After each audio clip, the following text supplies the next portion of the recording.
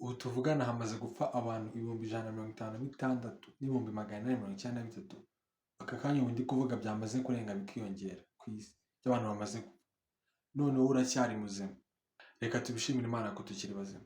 Mana yo mu ijuru, Mana ifite imbaraga, Mana ifite ububasha n'ubushobozi, mbere na mbere tugushize hejuru, icyubahiro ni icyawe. Duciye bugufi mwami nk'abana bawe, ntacyo turi cyo, ahubwo icyubahiro kibi cyawe Kristo. Mbere na mbere tugushimiye ko turi bazima Kristo, tugushimiye ko data tukiri bazima tugihumeka.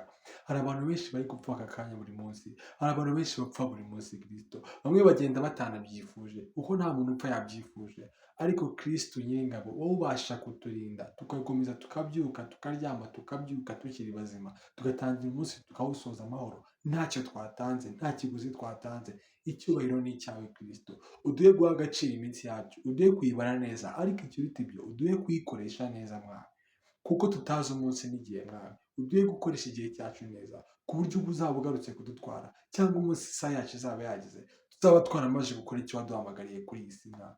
Turakwinginze ngo dukoreshe ibyo wifuza, dukoreshe nk'igikoresho cyawe, ariko ikirenze kuri ibyo uduhe kugendera mu nzira zikwiriye mwami. Uturinde kurangara, uturinde ko Satani yatunyaga tukava muri ubu buzima Kristo tutabonye ubugingo buhoraho. Urakoze kubitwemereye mu izina rya Yesu, amen.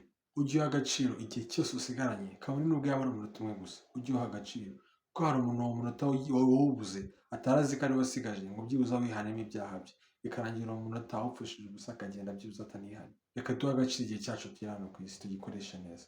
Shalom.